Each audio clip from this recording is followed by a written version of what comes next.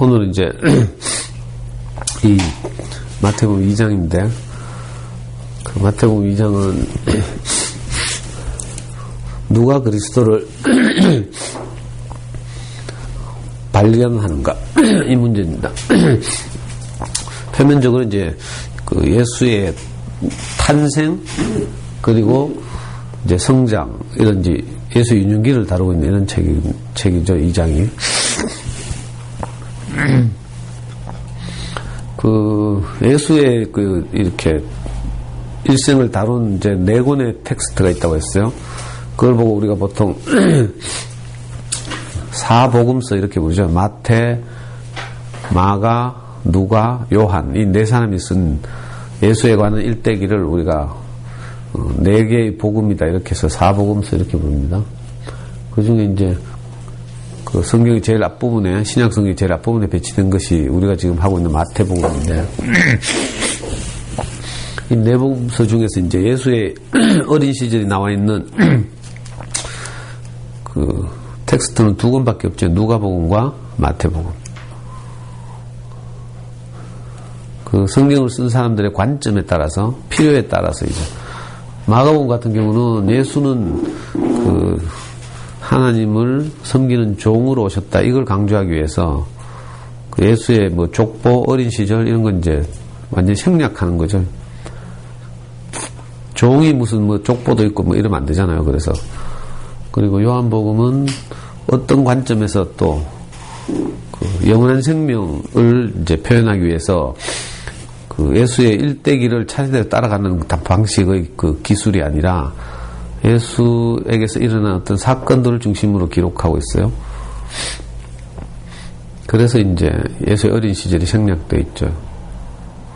근데 이제 마태복음과 누가복음에는 이 어린 시절이 나와 있습니다.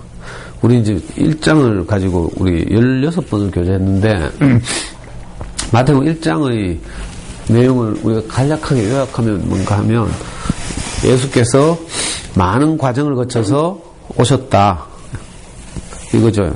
아브라함과 다윗의 자손 이렇게 표현한 데서 알 수 있듯이 많은 과정을 거쳐서 특히 그 짤 수 없는 사람들을 통해서 역설적으로 그렇게 그리스도께서 그리스도라 칭하는 예수가 오셨다 이것하고 이렇게 오신 예수가 우리에게 주어졌다. 우리의 구원자가 되었다. 이 말이죠. 예수라는 이름의 뜻이 저가 자기 백성을 저희 죄에서 구원할 자다. 이런 뜻이라고 했어요. 그러니까 예수가 객관적으로 오셨을 뿐만 아니라 내게 내 인생을 구원할 분으로 내게 왔다. 주어졌다. 이런 뜻이고 있고요. 또 하나는 나를 구원할 뿐만 아니라 우리 생명이 자라면 어떻게 되는가 하면 임마누엘이 되신다. 나를 구원할 뿐만 아니라 나와 함께 하신다. 내 생명이 되신다. 이런 뜻이죠. 그러니까 마태복음 1장을 간단하게 요약하면 많은 과정을 거쳐서 우리에게 세상에 오셨고 또 이 세상에 오신 분이 내 인생을 구원했고 또 내 인생을 구원하셨을 뿐만 아니라 내 생명이 되신다. 이거죠. 이게 진짜 복음인 거죠. 복음. 세상에 객관적으로 오셨다 하더라도 그분이 내 인생에 개입하지 못하면 이건 복음이 아니죠. 객관적으로 훌륭한 분이 있다. 이건 뭐 지금도 세상에 나가면 아주 훌륭한 분들 많잖아요. 많은 분들이 좋아하는 그런 뭐 해민 스님도 있고 뭐 유명한 스님도 많고 이런 분들이 많지만 객관적으로 세상에 이런 분들이 오셨다 하더라도 이분이 내 인생에 개입하지 못하면 내하고 상관이 없으면 사실은 뭐 별거 아닌 거죠. 좋은 사람 있다 이거 가지고는 뭐. 근데 예수는 세상에 객관적으로 오셨을 뿐만 아니라 내 인생에 개입하셔서 나를 구원하고 뿐만 아니라 임마누엘이 되시는 것, 내 생명이 되시는 것. 예수는 왔고 주어졌고 나와 함께 하신다. 이게 복음이죠. 마태복음 1장은 이제 그걸 말하기 위해서 쓰여졌고요. 오늘 2장은 이제 누가 그리스도를 발견하는가. 왔다 하더라도 몰라볼 수 있잖아요. 자, 상식적으로 생각하면 진짜 예수가 하나님의 아들이고 우리 인생의 메시아라면 그리고 구약 성경에서 유태인들이 그렇게 공부하면서 이제 기다리고 있었던 그 메시아라면, 내 강의 때 메시아 이야기 자주 했죠. 이스라엘 사람들이 항상 지금 이 시대가 로마가 이제 세계를 제패하고 1000년 동안 이제 지배하던 막 시작하던 시기예요. 로마가 제국이 돼가지고. 그러니까 그 주변에 있는 대부분의 나라들이 이제 로마의 속국이 된 거죠. 이 유대도 마찬가지인데, 지금 이스라엘도. 그러니까 이 이스라엘 사람들에게는 항상 수백 년 동안 기다리고 있었던 게 뭔가 하면, 우리 역사에서 가장 위대했던 왕 다윗 같은 사람이 다시 나타나서 이 로마의 압제로부터 우리를 해방시키고 나라를 되찾게 하는 것, 이걸 기다리는 거죠. 그래야 우리 민족이 행복할 것이다. 그래서 늘 뭘 기다려요. 다윗 같은 위대한 왕. 이 사상을 보고 메시아 사상 이렇게 불러요. 거의 모든 유태인들이 그걸 기다렸죠. 메시아가 기다리고, 또 구약성경을 잘 뒤져보면 메시아가 어디서 어떻게 나타날 것이다, 태어날 것이다, 이것도 다 예언되어 있거든요. 그리고 이스라엘 사람들은 항상 어릴 때부터 이 구약성경을 공부한다고 했죠. 이걸 토라라고 한다고 했죠. 구약성경의 특히 앞부분 5권, 이걸 토라라고 하고, 전체적으로도 토라라고 하지만, 이스라엘 사람들은 항상 회당에서 자기들의 신 여호와의 말씀을 읽고 공부하고 외우고 이렇게 해서 구약성경이 통달해 있어요. 근데 신기하게도 오늘 내가 읽은 이 마태복음 2장을 보면 그리스도를 가장 먼저 발견한 사람은 누군가 하면, 마태복음에 따르면 동방박사, 누가복음에 따르면 양치는 목자들, 이렇게 돼 있어요. 저 어릴 때 교회 다니면서 이거 가지고 연극도 많이 했거든. 아기 3사람 애들 동방박사 해가 막 가운 입고 망토 입고 이래가 막 동방에서 막 찾아오잖아. 별 따라서 막. 그리고 그 어린이교회에서 가장 똑똑한 애가 이제, 이쁜 애가 이제 마리아 하는 거지, 마리아. 그 애기 인형 하나 안고 있고 막 이런 식으로 연극도 많이 하고 이런 장면인데, 신기하게도 그리스도는 누구에게 발견되는가 하면, 그죠? 멀리 있는 사람, 신 종교로부터 멀리 있는 사람에게서 발견된다, 이런 뜻이에요. 참 이상하죠? 자, 그렇게 기다렸어, 메시아를. 하나님의 아들을 이스라엘 사람들이 기대하고 고대하고 기다렸고, 성경을 공부하고 하나님을 섬기고, 이런 사람들, 대표적인 사람들을 뭐라고 부르는가 하면 대제사장. 요즘 말로 하면 뭐 가톨릭의 사제들이나 개신교의 목사들, 이런 사람들이죠. 자, 이런 사람들에게서 그리스도가 발견되는 게 아니라, 이런 사람들은 이제 이론적으로 알고 있어요. 공부를 많이 해가지고, 신학교도 나오고 이래가지고. 근데 이런 사람들에게서 그리스도가 발견되는 것이 아니라, 오히려 종교로부터 가장 멀리 떨어진 곳, 성경에서 동방이라고 표현하고 있어요. 동방. 동방이란 말은 항상, 그죠? 예루살렘으로부터 멀리 떨어진 곳, 이런 뜻이죠. 추측하건대 지금 같으면 아마 페르시아나 인도나 이쪽 아닐까, 이렇게 이제 해석하는 거죠, 학자들이. 하여튼 동방이라고 성경에서 번역되어 있고, 동방에서 박사 3사람이 그걸 발견했대. 여기서 박사라는 말도 사실은 이 마태복음의 주제가 뭔가 하면, 예수는 우리 인생을, 그죠? 다스리는 왕으로 오셨다, 이걸 말하기 위해서죠. 그래서 이제 좀 뭔가 시작부터 좀 거창해야 되니까 이 박사들이 먼저 발견했다, 이렇게 쓰고 있어요. 박사라는 말은 영어 성경을 번역해서 이제 이렇게 박사라고 한 건데, 그때 뭐 학위가 있었던 것도 아니고 이러니까 사실은 점성술사, 예언자 뭐 이런 사람들이라고 할 수 있죠. 별을 보고 무슨 뭐 점을 치고 이런 사람들일 것이다. 근데 신기하게도 내 인생을 구원하고 내게 생명이 되실 분을 누가 먼저 발견하는가 하면, 이렇게 종교로부터 멀리 떨어진 사람들, 종교와 아무 상관이 없는 사람들, 이런 사람들이, 그죠? 어떻게 별을 보고, 여기 별을 보고 알게 됐다고 하죠. 별을 보고, 이런 말은 이제 무엇을, 그죠? 깨닫는다, 이런 뜻이라고 할 수 있죠. 왜 우리 어느 날 뭐가 갑자기 떠오를 때 우리가 섬광같이 뭐가 생각이 떠오른다, 이렇게도 말하죠. 그러기도 하고, 샛별처럼 이런 말도 있죠. 주로 새벽에 빛나는 별, 계명대학교가 샛별이라는 뜻이잖아. 계명성, 이게 샛별이란 새벽에 뜨는 별, 이런 뜻이에요. 그러니까 별을 보고 이 말은 무슨 계시를 보고 이런 뜻이죠. 뭔가를 알아차리고 뭔가를 깨닫고 불현듯이 어떤 말씀을 듣다가 내가 불같이 어떤 것이 떠오르는 거죠. 그걸 통해서 그리스도를 알아챈다 이런 뜻이에요. 그러니까 우리 생각과는 정반대로 내 인생을 구원하고 내게 생명이 되실 그리스도는 종교적 경험이나 종교적 지식을 가지고 알아채는 것이 아니라, 그죠? 뭔가 이제 새벽별을 보고 이런 말이니까 참 어려운 말이긴 한데 상징적이죠. 그냥 갑자기 무슨 이런 건 아니지만 우리가 접촉하고 말씀을 듣고 하다가, 그죠? 불현듯이 내게 알아지는 게 생긴다 이런 뜻이에요. 그러니까 지식으로 아는 게 절대로 아니라 이런 말이죠. 그러니까 뭔가 말씀을 듣고 내게 불현듯이 내게 뭔가 이렇게 내가 이끌리는 거죠. 별의 이끌림을 받는 거죠. 이 동방박사들은 그렇게 전형적으로 종교로부터 가장 멀리 있는 사람들, 대제사장이나 서기관들은 이제 성경 연구자를 말하거든요. 요즘 말로 하면 신학 교수 이런 사람들이겠지. 그러니까 일생을 성경을 연구하고 또 신을 섬기는 제사장들, 이런 사람들은 오히려 이론적으로 빠삭하게 알고 있어요. 성경 뒤져보면 어디서 난다까지 다 알고 있다니까. 근데 이런 사람들은 그리스도를 발견하지 못하는 거죠.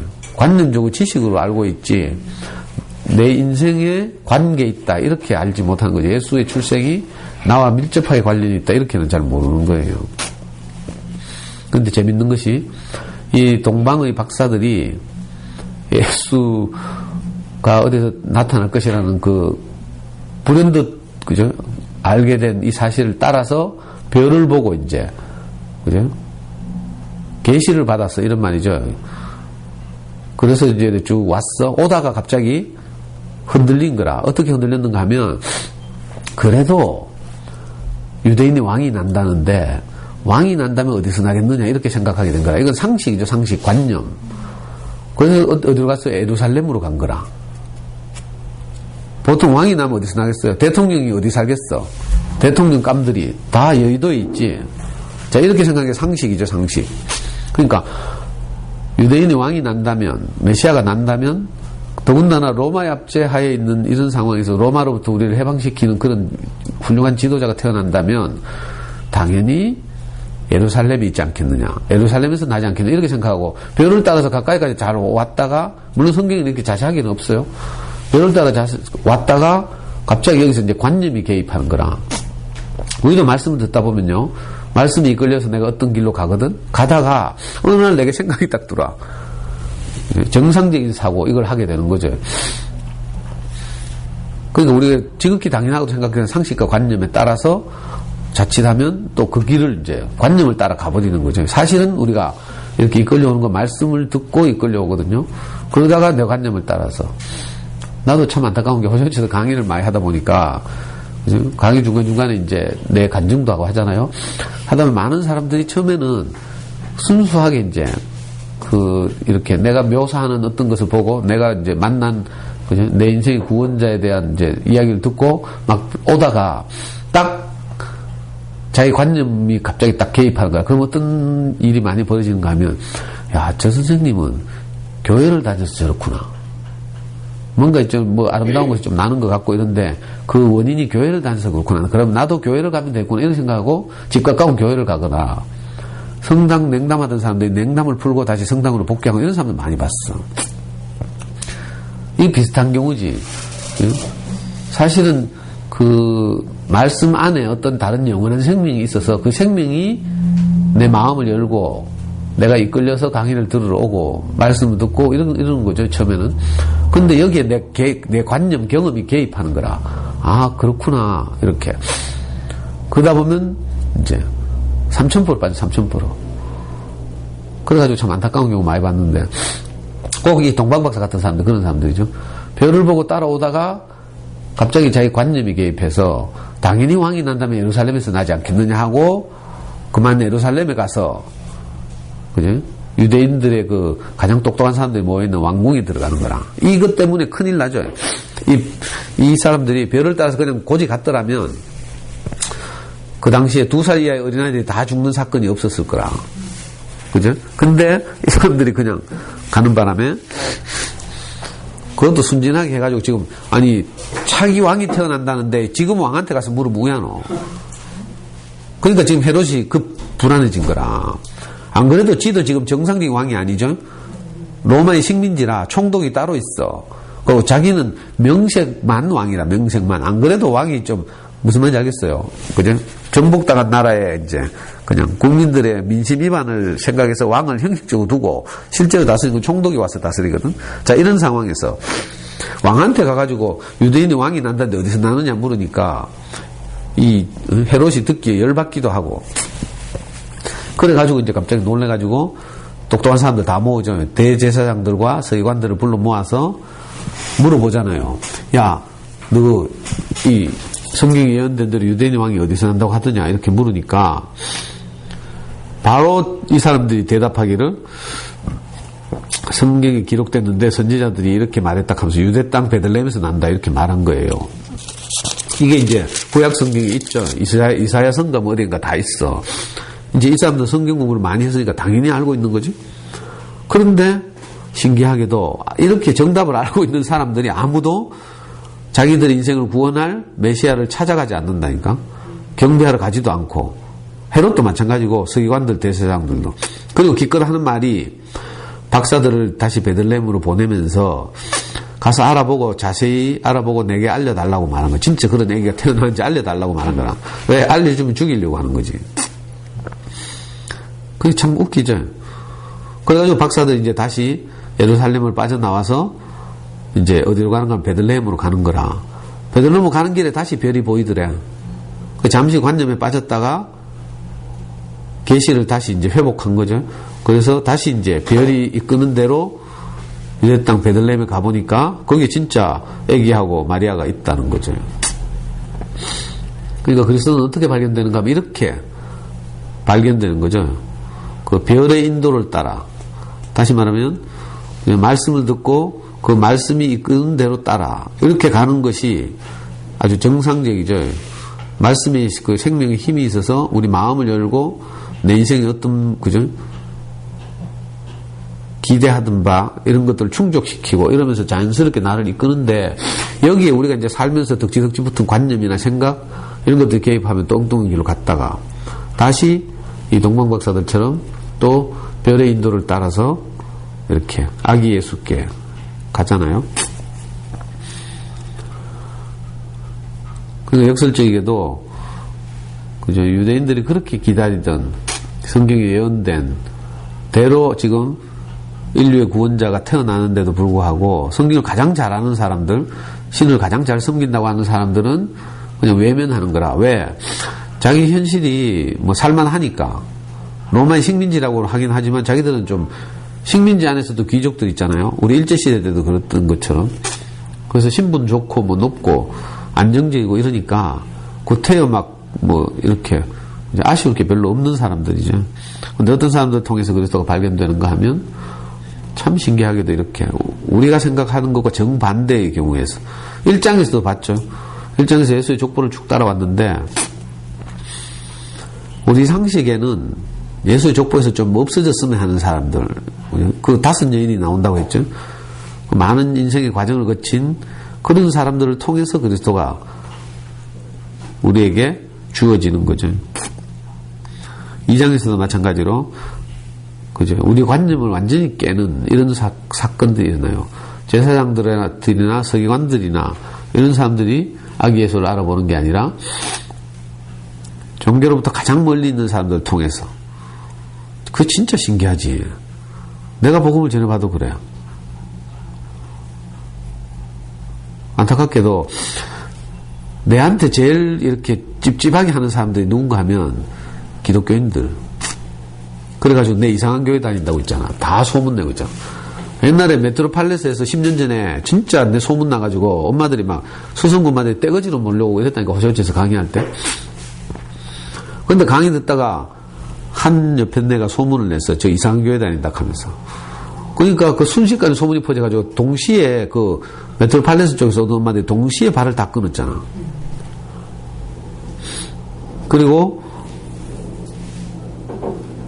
유일하게 살아남은 게 지금 그 누구야? 은정이, 건일망.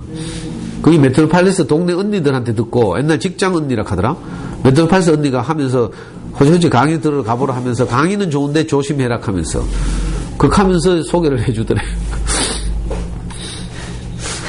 그래가지고 엉뚱하게 지금 그러니까 파편이태가 건일이는 지금 살아남아가지고 요즘 막 교회도 오고 이러더만. 참 이상한 일이 많이 벌어지죠. 이런 경우 진짜 많이 난 경험했거든. 많은 사람들 만나다 보니까. 지금도 있잖아. 우리 연구소에 자누고 웃는 무지개. 계속 현숙이한테 문자 해가지고 조심하라 하고 뭐 아니 이상하게 찝찝한가 봐. 그 누구야 그 아들 귀여운 아들 이름 뭐고 재련이 여기 수학 공부 시키면서 수학 공부하는데도 뭐 내한테 이상한 영향을 받을까 봐 계속 막 불안해하고 노심초사하다 결국 끊었잖아. 그럼 계속 그렇게 생각한다니까. 내하고 뭐 접촉하면 뭐 이상한 영향을 받는다고 생각하나 봐. 근데 호셔지 강의 들으면 제일 많이 우는 게 걔야 또. 웃는 무지개. 아버지 문제, 뭐 오빠 문제, 자기 인생의 문제가 있는데 인생의 문제를 실질적으로 위로받는 건 강의거든. 강의를 통해서 그 상대를 이해하게 되고 있잖아. 아, 아버지도 어쩔 수 없어 그렇게 살았구나. 오빠들도 그랬겠구나. 이렇게 알거든. 그래 위로가 돼. 그러니까 늘 울고 힐링하고 이러면서 근데 신기하게도 또 자기가 가지고 있는 이 기존의 관념, 교회를 쭉 다니고 이랬으니까 그 관념을 이제 극복하지 못하고 안타깝게도 오면 저기 아래 와가지고 왜 재련이 그 마지막 끊고 문제집 가져가던 날인가 아주 심각한 표정을 와서 마지막 작별 인사를 하더만 막 진지하게 대화하자 하면서 있잖아. 그거는 재련이 뭐 끊고 이것도 사람 대 사람으로 만나면 안 되나 하면서 뭐 우리가 작별할 일이 뭐가 있노 하면서 나는 대수롭지 않게 생각했거든. 당연히 그럴 수 있으니까. 근데 이 아줌마는 큰 결심을 하고 지금 내한테 마지막 통보를 하러 온 거야. 매우 웃기더라니까. 그러니까 멀쩡하게 친하게 잘 지내다가 그 어떤 관념이 딱 개입하니까 이렇게 완전히 뭐 애인하고 이별하는 것 같이 막 아주 중요한 결심을 하고 나타났더라고. 참 안타까운 일이지. 그러니까 우리가 미리 우리가 알고 있는 그죠? 어설픈 지식이나 관념이 이렇게 길을 완전히 달리하게 만드는 거죠. 그러니까 성경을 아무리 많이 알아도 그리스도를 피해갈 수 있는 거죠. 그러니까 이건 종교적인 문제가 아닌 거라. 인생과 관련된 문제라서 저분이 내 인생에 어떤 영향을 미치는가, 나와 어떤 관계가 있는가 이렇게 이제 현실적으로 보는 게 아니라 그 이상한 관념이나 지식이나 이런 걸 따라서 이제 인생을 살다 보니까 답답해지는 거죠. 그러니까 변화가 불가능하고 천국은 늘 바꾸는 거라고 했잖아요. 진주장사 같은 것이라서 내가 가장 좋은 걸 누리고 그냥 사고 이러다가 더 좋은 게 나타나면 때리쳐보고 뭐 더 좋은 걸 또 가지면 되고 이런데 그걸 안 한다니까. 좋은 게 있는데도 계속 유보하고 진짜가 있을 거야 뭐 이런 식으로. 근데 신기하게도 이 동방박사들은 세 가지 예물을 준비해 왔대. 그 세 가지 예물이 뭔가 황금과 유향과 몰약이죠. 황금은 뭔가 하면 성경에서 항상 영원한 신성, 영원한 생명을 상징해요. 그러니까 이 아기 예수는 영원한 생명을 가졌다 이 말이죠. 하나님의 생명을 가졌다. 이걸 상징적으로 보여주는 사건이고, 몰약과 유향은 뭔가 하면 몰약은 죽음을 상징하는 액체죠. 이집트 같은 데서 사람이 죽잖아. 그러면 썩지 않게 온몸에 바르는 거, 그 방부제 역할하는 거, 이게 몰약이야, 몰약. 몰약이란 말을 우리말로 번역하니까 좀 어렵죠. 잘 일상적으로 잘 안 쓰이는 말이니까. 근데 뭐 이것저것을 섞어서 만든 이제 어떤 액체인데, 그 썩는 것을 방지하고 향기가 좀 나게 하는, 시체에 바르는 약. 이게 몰약이죠, 몰약. 그러니까 벌써 아기 예수에게서 이 죽음의 향기가 난다 이 말이죠. 죽음과 그 죽음의 향기, 이걸 상징하는 거예요. 우리가 이제 이렇게 우리하고 교제하면서 이제 일반적인 언어와 좀 다른 게 있는데, 죽음은 사망과 좀 달라. 우리 교회에서 쓰는 말이기도 하고 성경에서 쓰는 말이기도 한데, 사망은 뭔가 하면 이제 내가 썩는 거죠. 내가 이제 어떤 생각이 들어와서 내 상태가, 그죠? 시체 같은 상태가 되는 거. 이걸 사망이라고 하고, 사망은 이제 더러운 냄새가 나는 거라, 누구를 만나보면 막 욕하고 막 이러잖아. 예를 들면 주변 사람들 다 씹고 욕하고 막 이러죠. 그러면 막 거기서 악취가 나잖아. 우리도 가끔 그럴 때 있고요. 자, 이건 사망이죠. 사망에서 사망의 냄새가 나고. 근데 예수에서 말하는 죽음의 향기, 이건 좀 다른 거예요. 십자가에 못 박혀 죽은 인생의 진실이 드러나는, 그래서 거기서 향기가 난다, 이런 말이죠. 어떤 사람이 정말 말씀을 알아듣고 그죠? 자기의 어떤 것을 내놓잖아요. 그럴 때 우리는 거기서 향기가 나죠. 자기는 부끄러움을 내놓는데 사실은 거기서 죽음의 향기가 나. 어제도 내가 우리 교회 가서 이제 목사님이 일요일날 마침 어제 고린도 후서를 했는데, 고린도 후서에서 이제 그 뭐 헌금 문제가 나왔어요. 예루살렘 교회가 경제적으로 어려워져서 바울이 그 지금 터키 지방에 있는 다른 자기가 복음을 전한 다른 교회들에게 모금을 좀 해서 예루살렘 교회를 돕자고 했는데, 그죠? 다른 교회들이 그 기꺼이 호응해서 이제 예루살렘 교회를 도운 거라. 그래가지고 바울이 아주 몹시 기뻐했다, 뭐 이런 이제 이야기인데, 그래가지고 목사님이 이제 마침 헌금 이야기가 나왔으니까 오늘은 헌금 이야기를 해보자 하면서 있잖아. 자기는 자기 평생에 이렇게 아름다운 교회가 생겨날 줄 몰랐대. 건물만 아름다운 게 아니라 공터도 넓고 막 이렇게 여기 주차도 넉넉하고 막, 자기는 뭐 아침에 교회 올 때마다 기분 좋아 죽겠대. 자기 인생에서 교회가 생기다니까 하면서 있잖아. 너무 좋다 하면서. 왜냐하면 이 1000명도 안 되는 형제들을 통해서, 그렇다고 뭐 돈 잘 버는 사업가도 잘 없는데 여기서 어떤 그 교회가 지어지겠노 이런 생각을 했다는 거라. 근데 마치 그 바울의 권면을 들은 이 터키 지방의 다른 교회들처럼 십시일반으로 이렇게 뭐 마음을 내가지고 모아서 예루살렘 교회를 도와준 것처럼 형제들이 자기 마음을 내서 그렇게 이제 돈을 모아가지고 이렇게 아름다운 교회를 지었다고 목사님이 지금 믿어지지 않는다 하면 너무 좋아하더라고. 그게 어제 말씀 주제였어. 나는 헌금 이야기 나올 때마다 이제 내가 움츠러드는 거라. 왜냐면 또 지금까지 돈을 번 적이 없어서 헌금을 못 냈잖아. 이제 우리 순모임에 가가지고, 순모임에서 이제 내가 이제 말씀 성김이거든. 그래가지고 이제 요약을 하면서 그런 이야기를 했어. 나는 평생을 내가, 돈을 벌지 못해서 교회에 기여한 바도 없고, 또 내 같은 인간은 돈 있다고 하면 절대 헌금 안 할 인간이라고. 내가 생각해도 그래. 돈 아까워서 어디 헌금하기도. 하니까 옆에서 어떤 누나가, 그래서 니는 돈이 없는 거다.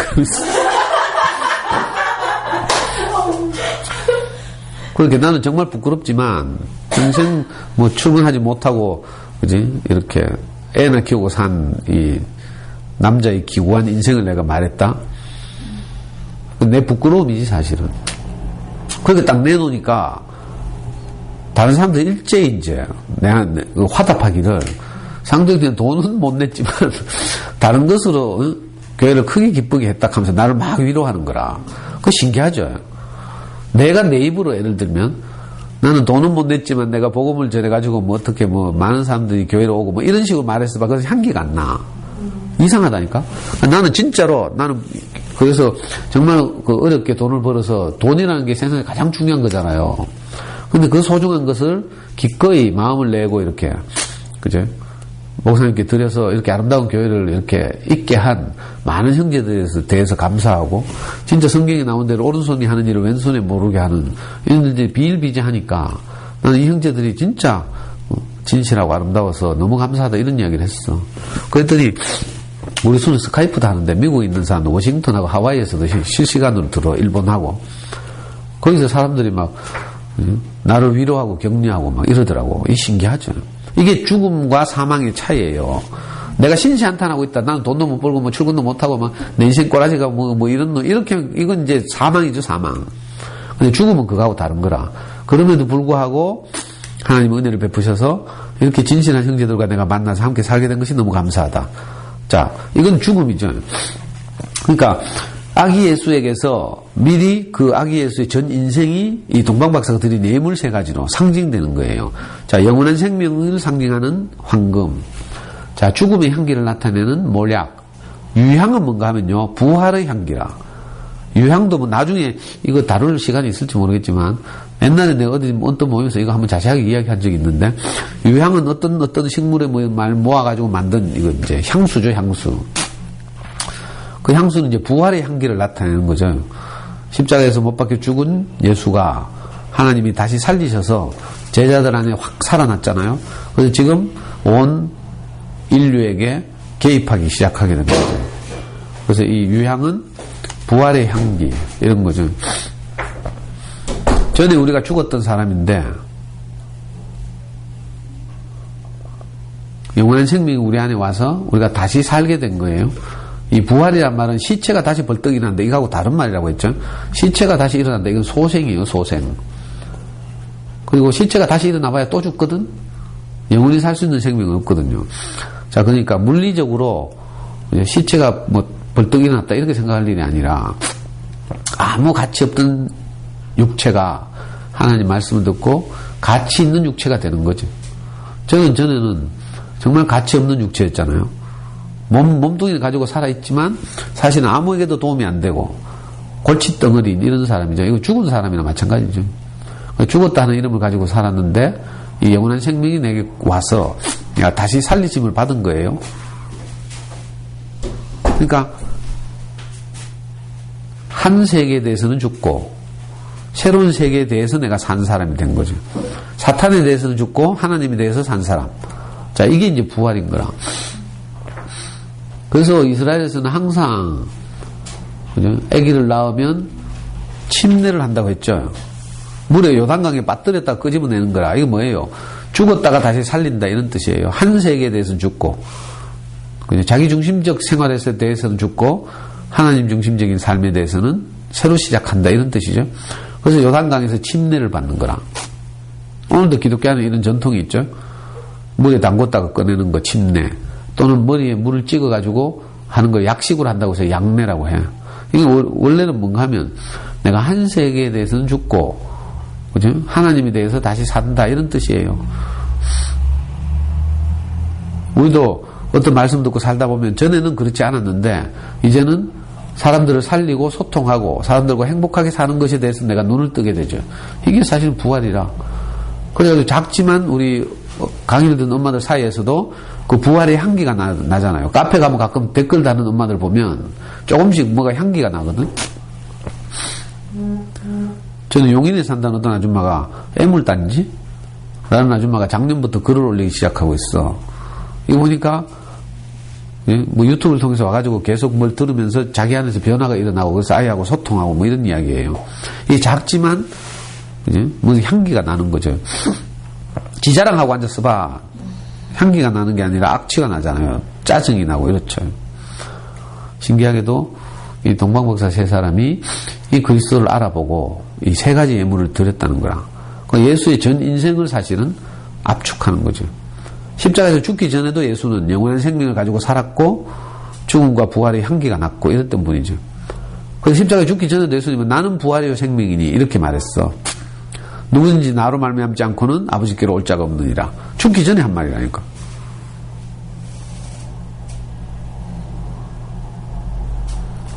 그 참 재밌는 것이 이 아기 예수의 탄생을 알아채는 사람들, 이 별을 보고 본능적으로 직관적으로 이 말이죠.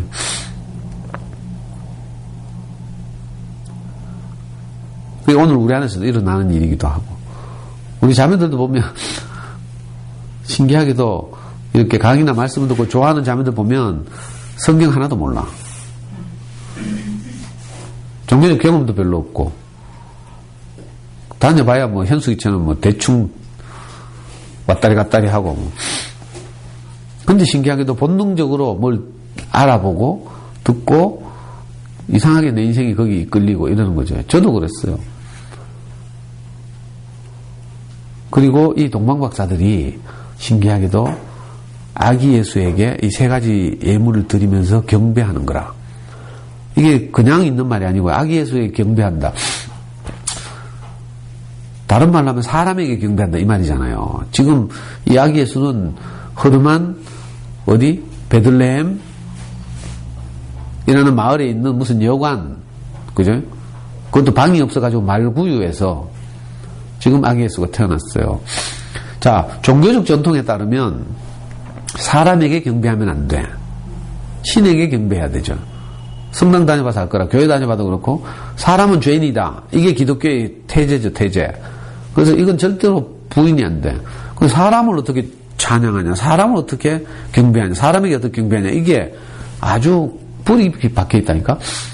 그래서 목사님들 설교할 때 보면요, 항상 먼저 뭐라고 말하는가 하면 기도할 때 설교 시작하기 전에 기도하거든. 그때 뭐라고 말하는가 하면 항상 하는 말이 이 부족한 죄인은 감춰 주시옵시고 성령님께서 내 입술을 주장하여 주시옵소서 이렇게 말한다니까. 그러니까 지금부터 설교를 할 텐데 자기는 죄인이니까 나타나지 않게 하고 하나님이 내 입술을 움직여가지고 성령이 내를 주장해서 이렇게 하나님 마음을 표현하게 해달라고 이렇게 기도한다니까.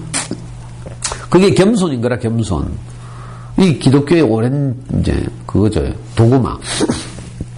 사람은 절대로 안 된다 이 관념이 있어. 사람을 믿지 말라, 이거 시중에도 있죠. 사람 믿으면 사기당하고 뭐에 나오고 사람을 믿지 말라 이 말이 있어. 이게 얼마나 하나님을 비참하게 한 말인지 몰라.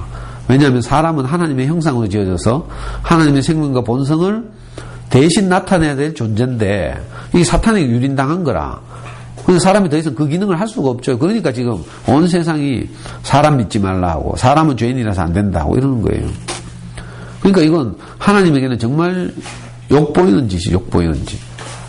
비록 사람은 부족하고 연약하고 흠이 많지만 그러나 이 영원한 생명이 오면 이 사람을 통해서 하나님의 형상이 드러나는 거죠.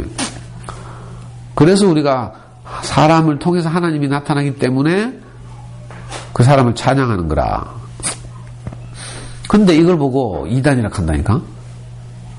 우리 교회에서는 서로 막 칭찬하고 이러거든? 박수치고. 그럼 이단이라 해. 왜? 사람을 찬양하면 안 되거든. 근데 우리가 사람을 찬양하거든? 우리끼리 막 극한다. 옛날에 내 그 PC통신을 통해서 복음을 전할 때도 그래가지고 내 욕 바가지로 먹었잖아. 너가 무슨 그리스도란 말이고, 이렇게 하면서. 우리가 물론 거칠게 표현하기도 했지. 보통 기독교인들이 가지고 있는 생각은 그리스도는 유일하다. 예수만이 그리스도다. 이 관념을 가지고 있어.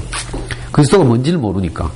근데 그리스도는 정확하게 말하면 사람을 통해서 나타나는 하나님, 이거거든요. 사람을 통해서 표현되는 하나님. 사람을 통해서 표현되는 어떤 마음, 이게 그리스도죠.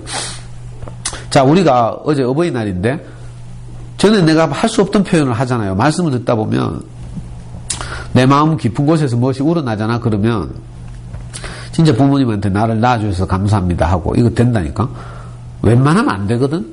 근데 진심으로 내가 말씀이 들리면 그 말이 가능해져. 은혜부터 생각나죠. 그렇게 되면 진심으로 내가 부모님한테 그렇게 말하잖아? 그러면 내가 그리스도를 표현한 거라.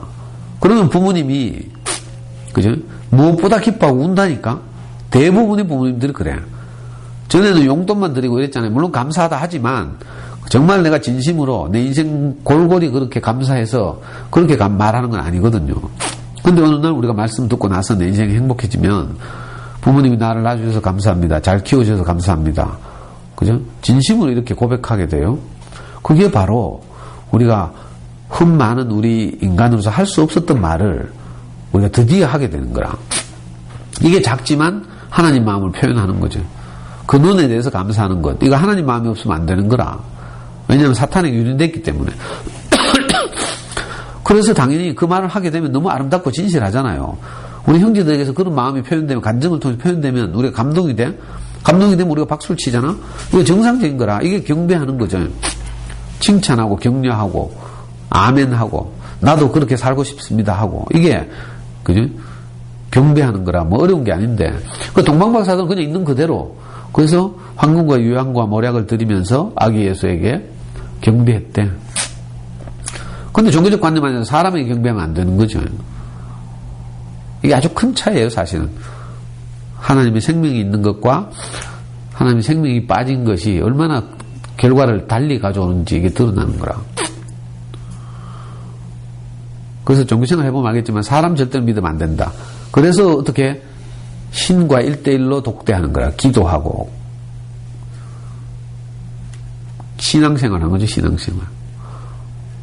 근데 우리는 목사님 만나서 알게 된 것이 뭔가 하면 반대라. 반대. 사람은 흠만기 때문에 안 되지만 그죠? 그 첫사람 애생명을 가진 그 아담이 십자가에서 처리되고 영원한 생명을 우리가 받게 되면 그 사람을 통해서 하나님의 어떠하심이 드러난다. 이 복음을 듣게 된 거라. 이게 얼마나 놀라운 말씀인지 몰라요. 그리고 그게 우리 인생의 소망을 갖게 하고 그 저같이 가능성 없는 인생도 실제로 말씀을 듣고 살아보니까 진짜 그렇게 되더라고. 악취만 나던 인간에게서 그죠? 하나님의 마음이 조금씩 표현되기 시작하고 그러니까 주변 사람들이 다 고요해지고 평화로워지고 행복해지고 넉넉해지고 이런 거죠. 사실은 사람이 가장 중요한 거라. 그 사람을 경배하고, 왜 우리 밭을 보고, 밭에 풍성한 열매가 많이 열린 밭을 보고 우리가 밭을 통째로, 그죠? 즐거워하잖아. 와, 포도밭이다. 와, 복숭아밭이다. 지나가다가 보고, 와, 포도다. 안 간다니까 포도밭이다. 이렇게 하지. 그러니까 그 열매로 인해서 밭도 함께 영광을 받는 거라. 그렇다고 해서 우리가 뭐 열매는 아니죠. 그 주인이 포도를 다 걷어가면 또 우리는 황량한 밭이 되지만, 그죠? 그렇다고 해서 밭이 소중하지 않은 건 아니라, 왜 밭이 없으면 열매가 아무리 좋아도 맺히질 않아. 그 인생이 없으면 하나님이 나타날 방법이 없다니까. 그러니까 사람이 얼마나 소중한지 몰라. 하나님이 없는 사람, 아담은 문제투성이고 골치 아프고 시끄럽지만, 이상하게 이 아담이 십자가에서 죽고 하나님에 의해서 다시 살리신 영원한 생명을 우리가 분배받게 되면 사람에게서 그 향기가 나죠. 그리고 이 사람들과 함께 살고 이 사람들과 함께 교제하고 만나고 즐거워하고, 이게 인생의 행복이죠. 사실은 신과 함께 사는 게 아니니까.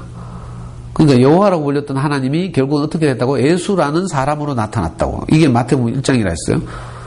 임마누엘이 뭔가 하면 여호와라고 불렸던 이스라엘의 하나님이 예수가 된 거라. 그 제자들은 예수를 봤는데 하나님을 본 것 같이. 이게 완전히 혁명이죠, 혁명. 근데 아직도 기존의 종교 안에는 아직도 구약시대에 머물러 있어. 그래서 여전히 신을 뭐 경배하고 숭상하고 이건 하지만, 그죠? 그 신의 마음을 가진, 하나님의 마음을 가진 사람을 만나본 적이 없으니까 여전히 사람에 대해서는 불신하고 안타까운 일이죠. 근데 동방박사들이 가장 먼저 아기에게 경배했대. 그리고 마지막으로 예수는 이제 동방박사들이 잠깐 실패하는 바람에, 관념을 따라 예루살렘 가는 바람에 헤롯이 알게 돼가지고, 헤롯이 지금 자기가 왕인데 왕이 태어났다고 하니까 열받잖아. 그래가지고 동방박사가 나타난 때를 기준으로 해서 2살 밑에 놈들 다 죽이잖아. 그래가지고 예수는 할 수 없이 애굽으로 도망갔어. 그랬다가 겨우 헤롯이 죽고 나서 다시 돌아와서 어디 머물렀다고? 나사렛에서 머물렀다는 거라. 이게 성경 이제 창세기 2장, 마태복음 2장의 피날레죠.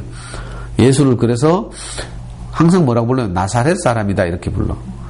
다시 말하면 우리 인류의 구원자는 우리 생각에는 화려한 곳에서, 예루살렘 같은 곳에서 날 거라고 생각하지만 이와 정반대인 거예요. 저 변방 이름 없는 땅에서 화려하지 않은 곳에서 유명한 그런 사람이 아닌데도 불구하고 내 인생의 구원자가 된다는 뜻이죠. 그래서 예수를 나사렛 사람이라 이렇게 부르는 거라. 예수의 제자 중에 한 사람이 자기 친구를 불렀어. 야, 예수가 나타났는데 우리가 그렇게 기다리던 그리스도 같다. 니도 한번 가보자 하니까 이 제자의 친구가 뭐라고 말하는가 하면 바로 첫 마디가, 그 사람 어디 출신이고 나사렛 출신이다 하니까 하는 말이, 나사렛에서 무슨 선한 것이 나겠느냐 이렇게. 이 유명한 말이거든요. 그러니까 우리 생각에 뭐죠? 여성 출신에게서 무엇이 나겠느냐 이거하고 비슷한 거지. 예를 들면 우리 보잘것없잖아요. 평범하고. 근데 신기하게도 거기서 뭐가 난다는 거라. 나를 구원할 자 같으면, 그죠? 뭔가 비껏번쩍하고 막 브랜드 있고 또는 뭐 사회적 지위나 뭐 이런 게 있는 이런 사람이, 그죠? 내게 와서 나를 구원할 것 같잖아. 유명한 뭐 이런 분들이.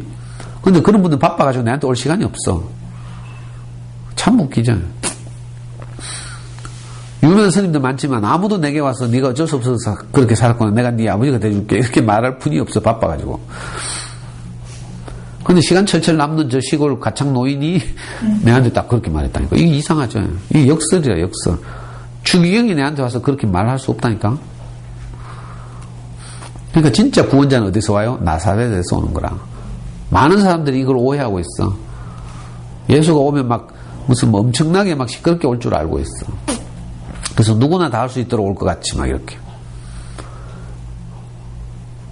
근데 예수는 어디서 온다고? 나사렛에서 온다는 거야. 그래서 항상 구약성경에서 일컬어진 대로 나사렛 사람이라 칭할 것이다. 사실 마태가, 예수의 제자들이 자기 스승 예수를 보고 지금 구약성경으로 다 끼워 맞추는 거라. 원래 애굽에서 내 아들을 불렀다 이 말은 무슨 말인지 알아요? 예수가 잠시 그 2살짜리 밑으로 죽이니까 애굽으로 도망갔다가 왔다. 이거 여기다 끼 맞추고 있잖아. 사실 그 말이 아니고 구약 성경에서 내 아들을 애굽에서 불렀다 이 말은 무슨 말이에요? 내 아들이란 말은 지금 이스라엘을 말하거든. 그러니까 애굽에서 이집트에서 종되었던 사람 이스라엘 백성들을 모세를 통해서 불러냈잖아. 그걸 보고 한 말이거든. 내 아들을 애굽에서 불렀다 이 말은. 그런데 이걸 이제 마태가 다 그대로 끄집어내가지고 인용해가지고 어쨌든 자기 스승이 바로 구약 성경에서 예언되었던 그 메시아라는 걸 증명하기 위해서 막 갖다 붙이는 거죠. 그래서 뭐 성경 읽을 때마다 뭐 그죠? 선지자들이 말한 바대로 성취되었다 다 이런 식으로 쓰고 있어요. 우리가 다른 건 다 몰라도 돼. 예수는 베들레헴에서 나고 나사렛에서 자랐다. 이거만 알아도 되죠. 베들레헴이란 말은 무슨 말인가 하면 떡집이란 뜻이야. 떡집 무슨 말인지 알죠? 옛날 말은 방앗간인가? 지금 우리 교회 가면 새로 교회를 지었잖아? 1층 로비에 우리 목사님 책들 쭉 파는 서점이 있는데 그 서점의 이름을 떡집이라고 지었어. 형들이. 떡집이란 말은 무슨 말인가 하면 양식이 있는 곳 이런 뜻이에요. 먹을 것이 있는 곳. 자, 그리스도는 어디서 태어나는가 하면, 그죠? 양식이 있는 곳에서 태어나는 거라. 그러니까 말씀을 듣고 그리스도가 태어나는 거죠. 자, 우리도 마찬가지죠. 말씀을 계속 우리가 공급받았는데 마침내 우리라는 인생을 통해서 그리스도가 나타나는 거죠. 그리스도가 표현되기 시작하잖아요. 그냥 떡집에서가 아니면 그리스도가 표현되지 않는 거야. 나타나지 않는 거라. 아기 예수께서 베들레헴에서 났다는 말은 그 말이에요. 이걸 그냥 묘사로만 들으면 우리가 뭐 알 수가 없잖아. 2000년 전에 돌아갈 수도 없고 무슨 의미가 있는지. 그런데 신기하게도 떡집에서 말씀이 있는 곳에서 그리스도가 태어나는구나. 이렇게 인격적으로 딱 바꿔 들으면 우리는 보잘것없는 사람들이지만 말씀을 들으니까 우리라는 사람들을 통해서 어떤 다른 마음이 조금씩 표현되죠. 그리스도가 태어나는 거라. 너무 신기해요. 그리고 어디서 자라? 나사렛에서. 말씀을 듣고, 그죠? 그리스도가 태어날 뿐만 아니라, 이 그리스도께서 점점 자라나는 그 어떤, 그죠? 근거가 이름 없는 곳, 별것 아닌 곳, 사람들이 무시하는 곳, 이런 곳에서 이상하게, 그죠? 유년기를 보내면서 자라난다는 거예요. 우리 생각에는 막 화려하고 거창하고 위대하고 이런 사람들이 내 인생에 개입하고 나를 구원하고 나를 복되게 할 것 같지만 사실은 그렇지 않고 나와 비슷한 사람, 나와 별반 다를 바 없는 사람, 나사렛 사람이라면 그 말이죠. 촌사람. 근데 신기한 나와 똑같은 사람 뭐 이게 복음이라니까. 나와 똑같은데 이상하게 거기서 하나님의 생명이 표현되는 것. 이게 복음이에요. 우리는 복음하면 나와 다른 사람이 뭐 위대해지는 거 이건 줄 알잖아. 그건 저주라 사실 알고 보면. 나와 너무 다른데 저 사람은 저렇게 저런 말을 하고 저렇게 살아. 근데 나는 불가능하잖아. 나와 다르다면. 근데 많은 사람들 그걸 몰라. 진짜 속아도 많이 속아있지. 위대하고 훌륭하고 막 성철 스님이 10년씩을 그래 면벽수도를 했대. 그래가 막 굉장히 깊은 걸 가지고 있더라고. 나도 책 읽어보니까. 근데 이런 분들은 복음이 안 돼. 왜? 나는 10년 동안 면벽을 못 해. 불가능하잖아. 그러니까 내가 성철 스님처럼 사는 건 불가능한 일이지. 근데 나사렛 사람이 만약에 하나님의 아들이라면 나사렛 사람 목수의 아들이 하나님을 나타내고 산다면 우리도 가능성이 있잖아. 이게 복음이라니까. 복음이 뭔지를 몰라요. 성당에 가면 맨날 복음 말씀하면서 막 적고 외우고 공부하고 하지. 복음이 뭔지를 모르고 한다니까. 진짜 복음은 뭔가 하면, 그죠? 이 나사렛 사람이 하나님의 아들이다. 우리가 똑같은 성경을 가진 사람인데 그분이 참 하나님 아들이다 이거예요. 그래서 사람이면서 하나님이시다 이렇게 말하는 거라. 이게 진짜 어려운 말이거든. 참 사람이면서 참 하나님이다 이 말이죠. 예수를 보고 신이라고 하잖아 지금. 신성이 너무 강조돼가지고 예수는 두 번째 신이 됐어. 난 그리고 교회 다니면서 기도할 때 맨날 예수님의 이름으로 기도한대. 빌기는 하나님한테 빌고 마지막에는 우리는 하나님한테 빌 자격이 없으니까 예수님이 우리를 대신해서 빌어준다는 거라. 그래서 예수님의 이름으로 기도합니다. 이걸 마지막에 꼭 넣어야 돼. 기도의 예법이야 그게. 그러니까 이해할 수 없잖아요. 근데 신기하게도 우리하고 똑같은 성정을 가진 이런 사람이 하나님 아들이라는 거라. 그러니까 이거 무슨 저것도 아니고 반신반인 그 뭐라 카노? 반신반인을 뭐라 하지? 그리스 신화에서. 그래, 그건 뭐라 카노? 뭐 하여튼 그거 있잖아. 그래, 그런 것도 아니고 어떻게 사람이면서 동시에 신이냐는 거라. 그래서 이게 신학적으로 뭐 복잡한 이야기가 나왔어요. 예수는 사실은 신이지만 겉모습은 사람 같았다 이렇게. 이걸 가현설이라고 해. 그러니까 유령 비슷한 거지 뭐. 모르니까 이런 소리 하고 앉았다니까. 그게 아니라 그냥 사람으로 태어났어. 나사렛에서 자랐어. 근데 그 사람에게서 하나님 마음이 표현되고 나타난 거예요. 그러니까 제자들이 볼 때 아, 우리들의 신 여호와가 예수라는 사람에게서 나오는구나 이렇게 본 거죠. 이게 복음이라. 나와 비슷한 사람이 아이하고 소통한다면 나도 할 수 있잖아. 그렇죠? 나는 맨날 미친놈처럼 늘 뛰는데 내보다 성질 더 더러운 저 명익이 아빠가 아이하고 소통하고 산다. 이거 복음이라니까. 그럼 나는 성질 저 사람보다는 좋으니까 훨씬 가능성이 높잖아. 복음이 이런 거야. 뭐 다른 거죠. 진짜라니까. 근데 세상에서는 그 반대로 가고 있어. 나와 다른 위대한 누군가가 그걸 존경하고 이럴 수는 있지. 존경하는 거하고 내가 그렇게 사는 건 다른 문제예요. 그 성철 스님이나 법륜 스님이나 뭐 존경할 수는 있어. 내가 그렇게 살 수는 없다니까. 그 나는 우리 목사님 보고 내가 처음에는 많은 사람들이 우리 목사님 위대한 줄 알아. 그 위대하면요 목사님을 뭐 높이는 건 되지만 내게 복음은 안 돼. 목사님 위대해서 그렇게 살 수 있지만 우리는 위대하지 않으면 그렇게 못 살잖아. 목사님 위대한 줄 알면 큰 착각이죠. 같이 살아보니까 정말 목사님 이기적이고 있잖아. 나는 많은 증언을 들었거든. 목사님 슈퍼 가잖아. 복음 전하다면 슈퍼 가잖아. 자기 배고프거나 뭐 목마르면 슈퍼 가가지고 요구르트 사는데 지 것만 딱 사 먹어. 우리 목사님이. 같이 따라간 수행한 사람들도 안 산다니까. 너도 마시고 싶으면 사돌라 캐라 이거라. 굳이 막 선을 동원해가지고 막 내 먹으니까 다른 사람들 배려한다고 그렇게 하면 진짜 돈 계속 많이 나가잖아. 그게 희한하다니까. 목사님 그렇게 사셨대.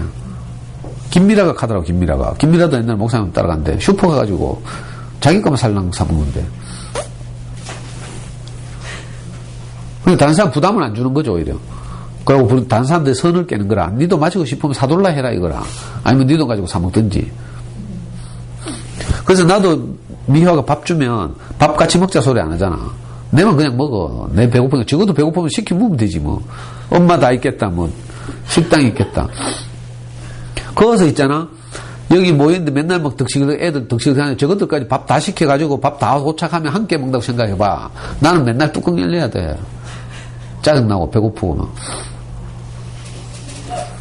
그러니까 우리는 똑같은 사람이잖아요. 뭐 더 나을 것도 더 못할 것도 없는 똑같은 사람인데 이상하게 우리 같은 보잘것없는 인생을 통해서 이 영원한 예수의 생명이 우리 안에 공급되고 떡집에서 베들레헴에서 예수가 나는 것처럼 하나님 말씀이 있는 곳에서 양식이 있는 곳에서 아기 예수가 태어나는 거라. 그 우리 안에서도 조금씩 아기 예수가 지금 잉태되거나 앵이하면서 조금씩 태어나고 이러죠. 그리고 시간이 흐르면서 이게 점점점 자라서 마침내 우리와 함께하는 분이 되는 거예요. 그걸 임마누엘이라고 했죠. 그 아기 예수는 이렇게 예수의 출생부터 우리의 생각과 완전히 다르죠. 근데 이게 어떻게 돼가 뭐 로마의 그죠 국교가 돼버렸어. 이 보잘것없고 그죠 나사렛에서 자란 이런 사람에게서 시작된 이 하나님 마음이 이상이 너무 화려해져서 참 안타까워졌죠. 여유있고 유복한 사람들에게는 발견되지 않고 오히려 종교로부터 멀리 있고 연약하고 가난한 사람들을 통해서 발견되는, 그래서 별을 보고서야 따라갈 수밖에 없는 이런 거죠. 우리도 별을 보고 따라가는 거예요 사실은. 나도 목사님 말씀을 들으면서 말씀을 통해서 내게 뭐가 깨달아지죠. 그죠? 내가 별을 보고 이 동방 박사들이 별을 보고 자기 인생을 걸고 예수께 경배하러 오는 것처럼 저도 마찬가지로 말씀을 듣고 내게 별이 비칠 때마다 그 빛을 따라서 이렇게 가고 있다니까. 무슨 나침판이 있는 것도 아니고 맵이 있는 것도 아니야. 근데 말씀을 듣고 말씀이 나를 이끌어가는 거예요. 우리는 그렇게 다 따라가는 거죠. 이게 별을 보고 가는 거예요. 동방박사는 마지막에 안타깝게도 어떻게 된지 모르지만 예수를 고향으로 돌아갔다니까 예수를 따르진 않았겠지. 근데 우리는 참 복되게도 말씀을 듣고 내게 깨달아지는 만큼 내 인생이 또 거기 이끌려가고 별을 보고 따라가는 것처럼 이렇게 하루하루를 사는 거죠. 그러면 결국 복되게 되는 거지 뭐. 근데 별을 보고도 우리 관념이 개입해가지고 또 엉뚱한 짓 하고 관념을 따라가고 다수를 따라가고 내 제일 안타까운 게 다수를 따라가더라고. 그래가지고 쪽수 많은 곳 대형교회 가지 뭐 이왕이면 뭐 이렇게 생각한다. 차라리 가려면 브랜드 있는 천주교로 가든지 이게 훨씬 나은데. 요즘은 그래도 있잖아. 우리 교회가 좀 멋있게 지어져가지고 지나가는 사람들이 커피 마시러 온다 하더라. 그 쉴 만한 물가하면서 일찍 커피숍이 있거든. 그래 뭐 어떤 사람들이 뭐 알고 온대. 우리 자원봉사하는 자매들 이야기 들으니까 교회도 좀 빛과 번쩍해지고 이제 쪽수도 많아지고 이제 이러면 이제 좀 나아지고. 옛날에 순복음교회가 그랬거든. 순복음교회 한국에 처음 나타났을 때 다 이단이라 했어. 장로교도 기존의 기득권자들이. 왜냐면 순복음교회는 병 고치고 이런 걸 너무 강조하고 이러니까 그 장로교회는 없던 거거든. 그걸 보고 이제 기독교에서는 오순절 계통이라고 오순절파라고 불러. 그리고 순복음교회가 처음에 막 한국에서 이단으로 정제돼가지고 조영기 목사 시급했다니까. 그런데 나중에 시간이 흘러가지고 한국에서 제일 첫 번째 교단이 됐어. 그러니까 부활절 연합 집회 같은 거 하면 순복음교회가 제일 커. 쪽수도 제일 많고. 뭐 이런 거라 한국에서 2단, 3단 하는 거 전부 이런 거죠. 기득권 이런 것으로. 근데 아기 예수는 아무 기득권이 없는 베들레헴에서 태어나고 나사렛에서 자라고. 당시 기득권자들 하면 서기관들과 대제사장들인데 이 사람들도 외면해버리는 그런 가능성이 없는 곳에서 내 인생을 구원할 누군가가 준비되고 있는 거예요. 그리고 우리에게 주어졌을 뿐만 아니라 세상에 왔을 뿐만 아니라 우리에게 주어졌고 내 인생에 관계 있게 됐고 또 관계 있을 뿐만 아니라 임마누엘이 되시는 거죠. 생명이 계속 자라나서 마침내 그분이 내 생명이 되는, 그분이 우리와 함께하는 이런 일이 일어나는 거죠. 이게 그냥 성경에 적혀있는 이야기가 아니고 사실은 제 안에서 다 경험된 이야기예요. 그래서 너무 재밌다니까. 성경에만 적히고 내 안에 경험이 없으면 이건 시시한 옛날 이야기지, 전설이고. 그래서 성경에 뭐 재미가 없다니까. 근데 내 이야기 같으면 재밌죠. 영화 같은 거 봤을 때 내 이야기 같으면 재밌다니까. 내게서 일어나고 성경을 보면 이게 내 이야기로 성경이 적어놨구나 이렇게 돼. 그래서 너무 신기하고 재밌다니까. 이 마태에게서 일어난 일 뿐만 아니라 또 내게서도 일어난 일이에요. 그래서 내가 이거 마태복음 보면서 이렇게 목사님 말씀을 듣고 여러분들에게 소화해서 말하지만 또 내게도 일어난 일이니까 이게 쉽게 말해진다니까. 내게 일어나지 않은 일 같으면 이거 외워서 말해야 되니까 재미도 없고 지식 이야기하면 정말 재미없거든. 학교 나가서 내가 강의할 때 있잖아. 어떤 날은 정말 재미없어. 그런데 같은 강의라도 그죠? 지식을 전하는 게 아니라 내 마음을 전하면 있잖아요. 진짜 강의가 달라. 나도 강의 끝나고 나면 흐뭇하고 들은 사람도 뭐 좋고 막 이런 거죠. 우리 모든 사람들 안에서 이